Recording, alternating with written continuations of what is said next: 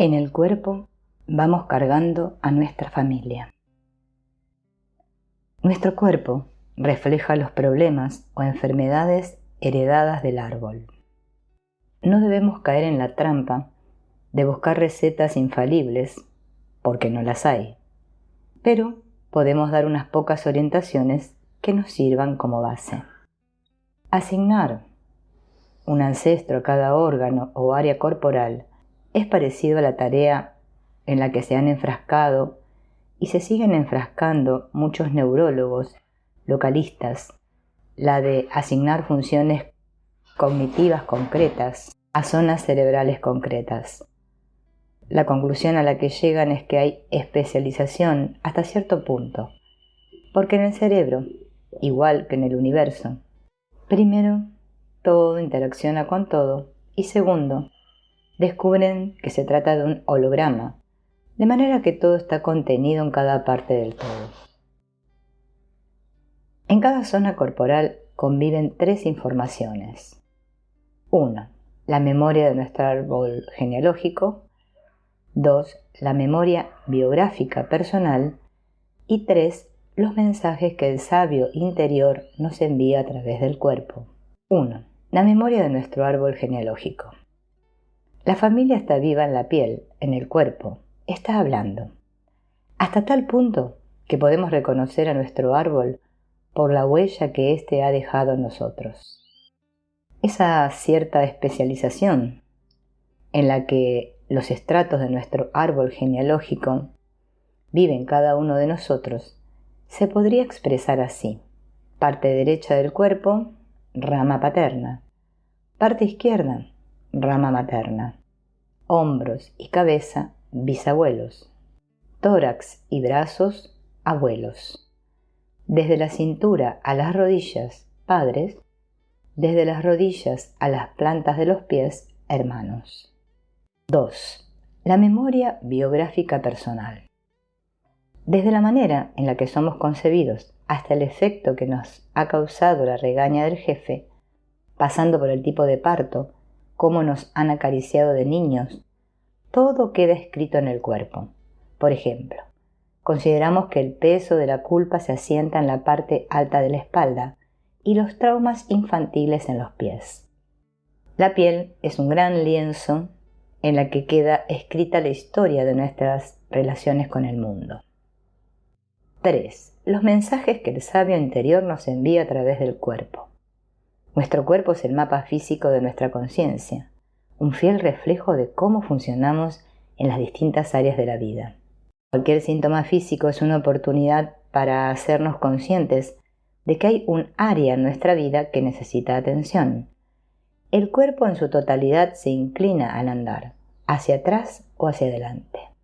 Estaremos huyendo del pasado si caminamos inclinándonos ligeramente hacia adelante. Si nos inclinamos hacia atrás al andar, tenemos miedo a entrar en la vida. Somos unos cobardes. La cabeza también puede simbolizar al padre y a todos los ancestros varones. Caminar con la cabeza por delante es igual a no reconocer nuestros deseos. Andamos refugiados en el intelecto. Los tumores cerebrales tienen que ver con los secretos escondidos del árbol. Las migrañas con las retenciones sexuales. Los ojos, como conjunto, son de carácter masculino. El ojo derecho es el intelectual, el racional. El izquierdo es el del corazón, el ojo profundo, el de la receptividad. La boca y las orejas simbolizan el linaje materno, son receptivas. La sordera, en el oído izquierdo, puede ser algo que no quiero escuchar del linaje femenino. Los dientes picados son el resultado de la rabia no expresada. La garganta es el canal de expresión y de creatividad. Tras una amigdalitis se esconde el miedo, las emociones reprimidas y la creatividad sofocada. El pecho, en él está la relación corazón-emociones. Si no nos han amado, desarrollaremos un pecho endurecido e insensible. Las manos son el símbolo de la elección. La mano derecha es el símbolo de la elección racional, sin fe, y la izquierda es la intuitiva. Las uñas son nuestras defensas simbólicas. ¿Heredamos uñas de mucho grosor? La espalda simboliza los problemas que cargamos de los padres. Si no nos acariciaron de pequeños, podemos sufrir una desviación de columna. En la espalda se van archivando los conflictos no resueltos de nuestro pasado. En la parte lumbar está la conexión con nuestra sexualidad y creatividad, los padres. En la parte dorsal está la conexión con nuestra parte emocional, los abuelos. Y en la parte cervical nos conectamos con nuestro intelecto, los bisabuelos. El vientre es la madre y todo lo que digerimos de la vida.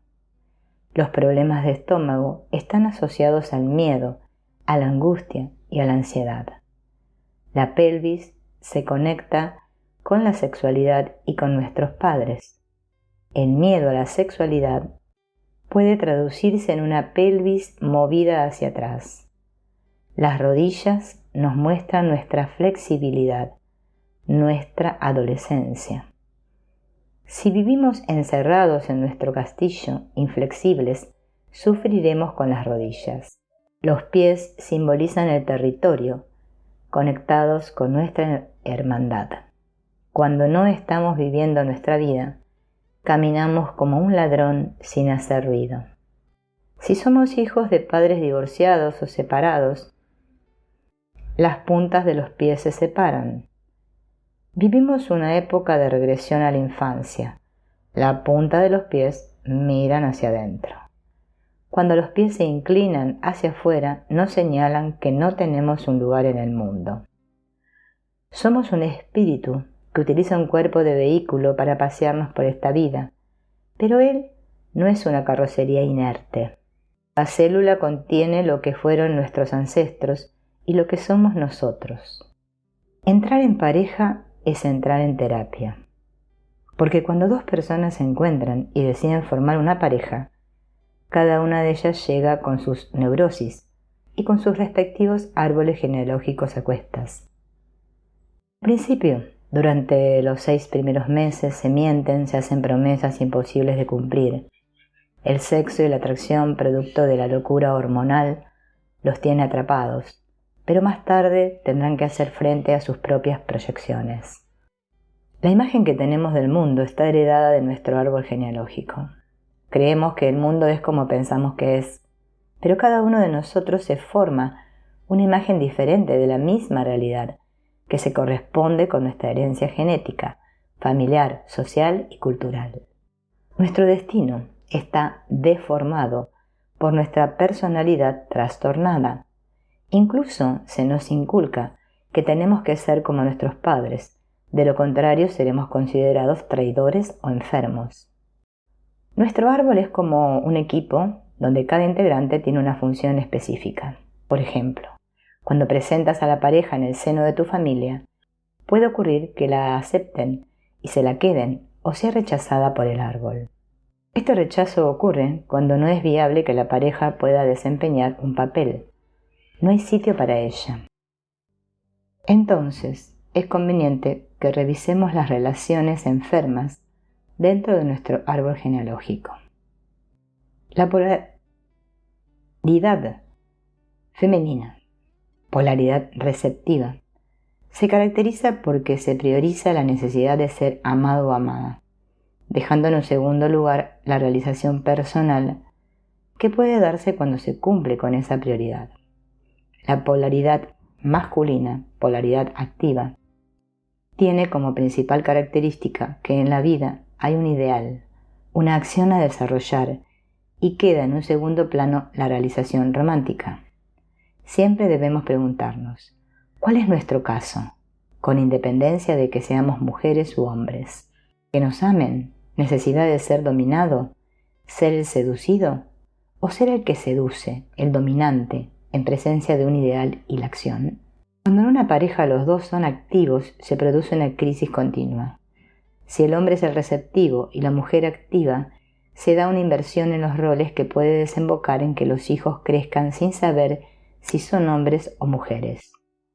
La relación amorosa no tiene como finalidad una visión común, sino una creación común. Es el lugar donde deberían de compartirse visiones diferentes. No podemos pretender que nuestra pareja comparta nuestra forma de entender el mundo y además lo sea todo para nosotros, o que nos complete partes que nosotros no nos hemos trabajado. Veamos los conflictos que se dan en las parejas referidos a los 4 egos. En el ego material está la lucha por existir. Si nuestros padres no nos han dado la atención suficiente, ni nos han valorado, no sabemos quiénes somos, estamos vacíos, no creemos valer nada. No puedes darle nada al mundo. En ese estado buscamos en la pareja todo lo que creemos que no somos. Acabamos encontrando como pareja a otra persona que también se siente vacía. Uno activo y el otro pasivo, uno adorará al otro y este último se dejará adorar. Uno interpreta el papel del adulto y el otro el del niño. Cada uno se basa en el otro. El que admira al otro acaba abandonándolo, después de hacerlo caer de su pedestal. Después inicia la búsqueda de otra pareja que merezca su admiración. En el ego libidinal está la lucha por la identidad sexual. Esta lucha aparece cuando una mujer forma pareja para simular una feminidad que no conoce, porque tuvo una madre viril. O un hombre crea una pareja para simular una virilidad que tampoco conoce, porque tuvo un padre débil o ausente. Fue educado por la madre o la tía o una hermana o la abuela y está dotado de un ánima muy fuerte. Al principio, la mujer se resigna a un papel más pasivo y le deja al hombre uno más activo. Con el tiempo ella empieza a llegar tarde y a hacer lo que le da la gana. Al mismo tiempo que ella se impone, él se encierra en su pasividad. Uno es infiel y el otro celoso. Esto no dura siempre. La mujer se va volviendo frígida y el hombre cada vez tiene más dificultades para conseguir una erección. Ambos van perdiendo el deseo. En el ego emocional está la lucha por la satisfacción. Este conflicto ocurre cuando creemos que sin fusión no hay amor, cuando queremos convertirnos en un solo ser. Puede ser la consecuencia de que nuestra madre no nos diera el pecho suficientemente ni nos abrazara todo lo que deseábamos. Eso ha provocado que nos convirtamos en adultos que buscan ser mantenidos material y emocionalmente. Nos acabamos casando con una madre y no con una mujer. Hemos crecido como un bebé frustrado y acabaremos encontrándonos con otro bebé frustrado.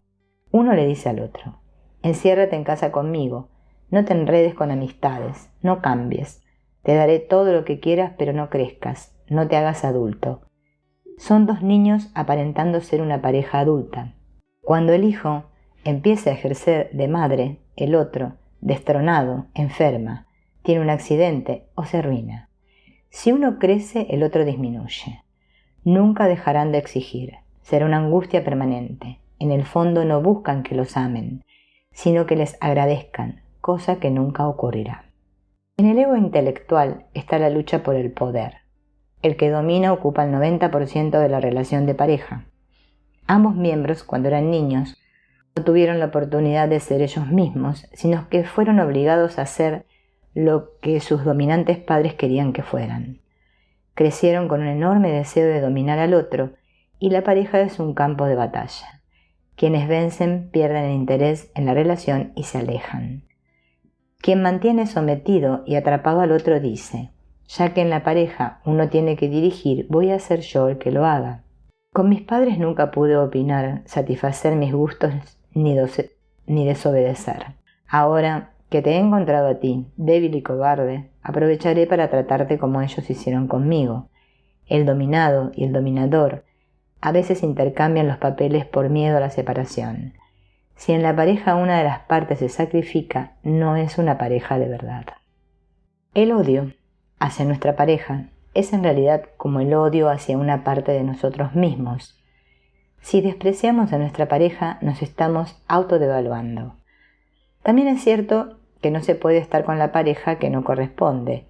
Eso es vivir la ilusión del árbol genealógico. ¿Y qué es una relación sólida? Hay parejas que dando por actuales sentimientos que solo existen en su pasado, afirman mantener una relación sólida. Sin embargo, son sólidos y pueden estar muertos emocionalmente. Las relaciones amorosas tienen que vivirse intensamente en el momento en que se producen. Es lo único verdadero. ¿Cuál es el antídoto para los celos y las infidelidades? Llegar a amar a la pareja sin pretender poseerla y respetar plenamente su libertad. Ese es el antídoto universal contra el mal de los celos. La fidelidad es totalmente posible cuando se está con la mujer apropiada o con el hombre apropiado. Si no es así, se vive o bien en el sacrificio, una vida de represión y frustración, o en el adulterio, que es un afluente más del río de la cobardía. Hay 7 relaciones posibles entre los miembros de la pareja. Madre-hijo. La madre protege al hijo, pero la mantiene en una condición infantil, no la deja crecer, ha de pedir permiso para todo. Padre-hija. Se da cuando hay diferencia en las edades. La hija busca un padre. Si eres mi padre, me proteges. Hermano-hermana. Provoca luchas por el territorio, conflictos por el espacio que se comparte. En su vertiente positiva, al ser una relación de igual a igual, se comparten gustos, aflicciones, costumbres, etc. Amigo-amiga. Si no somos amigos, la relación no dura. No te dejo que veas a tus amistades a causa de los celos y la posesividad. Es por tanto una posibilidad que tiene que ser explorada. Amante-amante es una relación donde está presente el nivel sexual y pasional de la pareja, donde se relacionan utilizando sus egos libidinales. Maestro-discípulo, uno suministra información al otro desde una posición de partida donde tiene un nivel mayor de conciencia. Maestra-discípulo, en este caso es la mujer la que suministra la información, la que tiene un mayor nivel de sabiduría. Lo adecuado es ir rotando entre los distintos papeles. Todo debe estar fluyendo continuamente. El sabio Jung escribió que la vida no vivida es una enfermedad de la que se puede morir. Analizar las causas de muerte de nuestros ancestros nos permite descifrar información sobre las circunstancias vitales de los mismos y sobre su psicología. Es descodificar la lengua secreta de lo no dicho y por lo tanto que permanece latente, pero inaccesible a nuestras posibilidades de recuperación del recuerdo. Recordemos que conocer nuestro árbol genealógico es conocernos a nosotros mismos, llave para la transformación y la sanación. ¿Qué pone fin a una vida? Dice Jodorowsky que muchas personas se encuentran bien dentro de su sufrimiento. Si su calvario terminara, su vida perdería el sentido. Desde su niñez se acostumbraron a perder y a fracasar. Aprendieron que la vida es una dolorosa trampa de la que solo se liberan muriendo. Observemos qué tipo de enfermedades acabaron con nuestros ancestros y qué pistas podemos encontrar en ellas para saber qué hay que sanar en nuestro árbol. Una enfermedad mortal. Toda enfermedad tiene su raíz en un conflicto, en un trauma, en una prohibición. El cuerpo nos envía un mensaje para que lo resolvamos mediante la enfermedad o el síntoma. La muerte es un fracaso de una conciencia que no alcanzó a entender esa llamada de socorro. Por ejemplo, morir de un infarto es morir por falta de amor. Un accidente mortal o un suicidio. Consideremos que un accidente es un suicidio encubierto, aunque sea duro de asimilar. Tomar la decisión de despedirse de la vida es la mayor huida a una situación desesperada, cuando ya se han agotado todos los recursos o cuando se carece de ellos. Pueden existir graves problemas psicológicos detrás, pero también cuando en el embarazo los padres transmiten al feto su deseo de abortarlo, si éste llega a nacer, estará toda la vida tentando la muerte hasta que la encuentre. Un asesinato. Morir asesinado es el extremo máximo del extremo masoquista de la relación sádico-masoquista. Puede que el extremo sádico lo represente un enemigo de guerra, un terrorista, un mafioso, un loco o la propia pareja.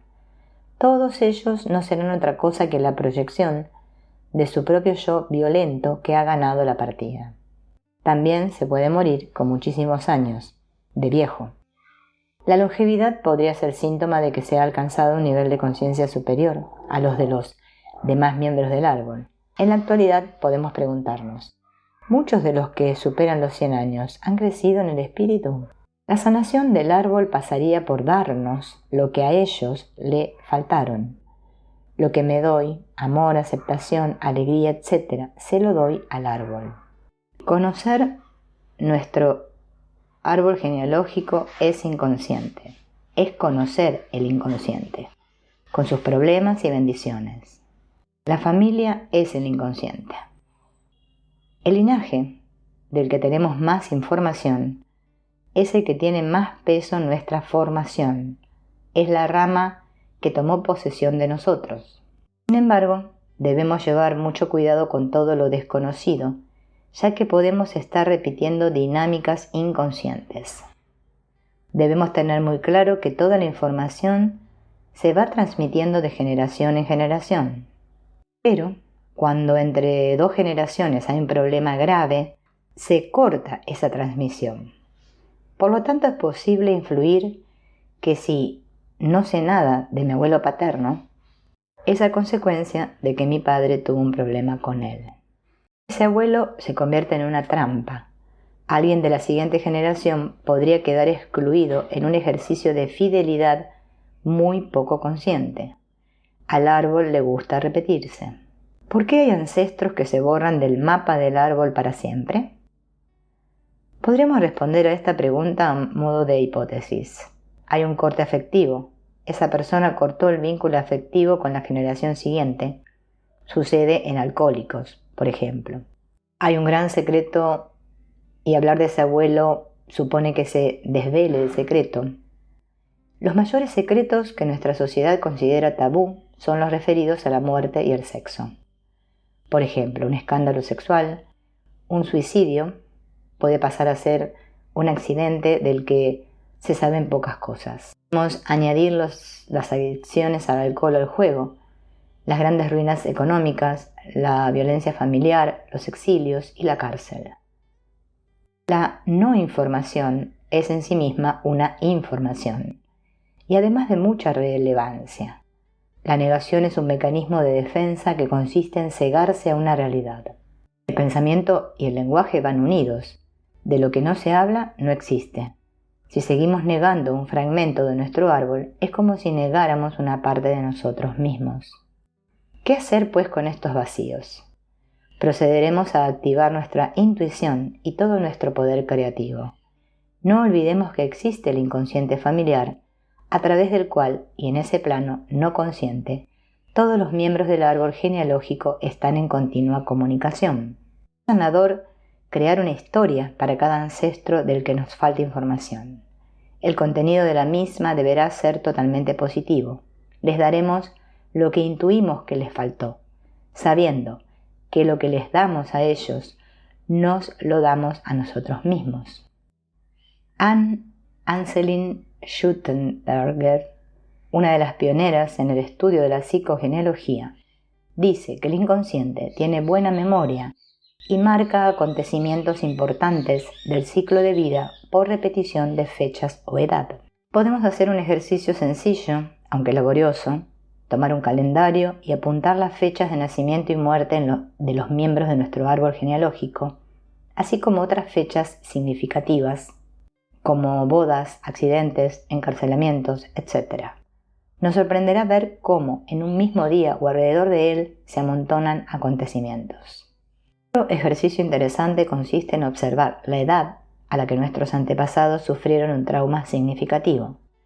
Veremos que se repite en algunos de sus descendientes de manera idéntica o camuflada. Por ejemplo, una mujer debe ser internada con diagnóstico de esquizofrenia a la misma edad en que su madre fuera internada por la misma causa y que su hija tuviera la misma edad que ella tenía en aquel momento.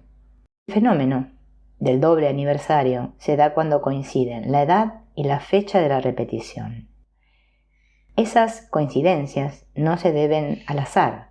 un estudio estadístico de probabilidades lo confirmaría, sino que obedecen a la voluntad del árbol. El aniversario puede tener un componente asociado a un contrato.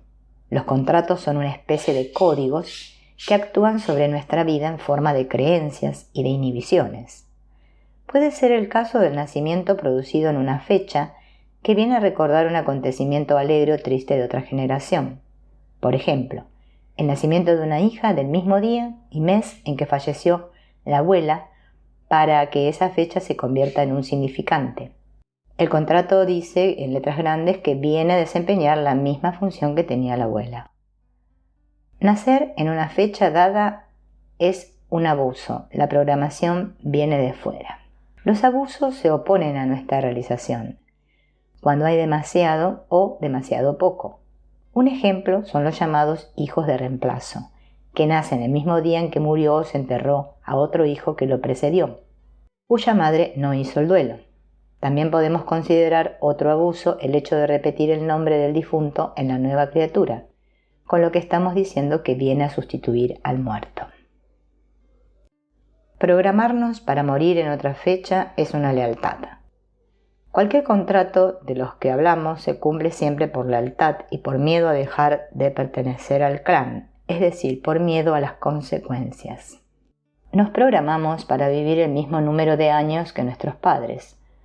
Pongamos como ejemplo a una abuela que muere joven a los 45, la hija cuando llega a esa edad hace una crisis fuerte y tiene un accidente, y la nieta cuando llega a esa edad también cae enferma. Son lealtades inconscientes hacia una figura de autoridad en el árbol. Aceptamos que las cosas se deben de hacer de una manera determinada, la que nos impone nuestro árbol. En la familia se repite un sinfín de circunstancias, como nombres, fechas, formas de nacer y formas de morir, entre otras, que inciden en nuestro actuar y van generando depresiones o neurosis. A estas coincidencias se las llama la trampa. Hay un caso en que una madre llegó a la consulta porque su hijo desde hacía un par de años sufría un accidente siempre en la misma fecha. Descubrieron que el abuelo paterno del joven se había suicidado en esa fecha, la misma edad que tenía el muchacho cuando llegó a la terapia. De alguna manera el hijo empezó a realizar la historia de su abuelo inconscientemente. Y para romper con ese vínculo, toda la familia fue al cementerio a honrar a su familiar muerto, haciendo un discurso y una ofrenda para sanar el alma perdida por el suicidio. Un árbol sano es el que permite la mutación y un árbol enfermo el que desempeña la repetición. Un árbol sano deja que las nuevas ramas nazcan y crezcan libremente a partir de su tronco. Un árbol enfermo se empeña en que las ramas nazcan sobre las heridas de ramas caídas. Sanar es ser feliz, es encontrar la alegría de vivir. Sanar consiste en llegar a ser uno mismo, llegar a la belleza. Eso es sanar el árbol. En general somos lo que nuestra familia, nuestra sociedad y cultura ha querido que seamos. Estamos desconectados de nuestra esencia, de lo que podríamos definir como nuestro ser esencial. Veamos algunos ejemplos. Por ejemplo, si tenemos un nudo sadomasoquista, estaremos sanando nuestra violencia cuando la pongamos al servicio de otros. Por ejemplo, me convierto en un gran cirujano. Un ladrón llegará a la sanación siendo un gran negociante. Un narcisista obtiene mucho placer al ayudar a la gente y así transforma su problema en algo positivo que sana a los demás. Eso es lo que debemos hacer con todos los nudos, transformarlos en semillas de las que florezcan obras buenas para la humanidad. ¿Cuándo podemos darnos cuenta de que estamos sanando? Si nos sentimos libres de miedos, rabia, culpa, vergüenza, odio, crítica, desprecio a uno mismo, frustración, envidia, celos.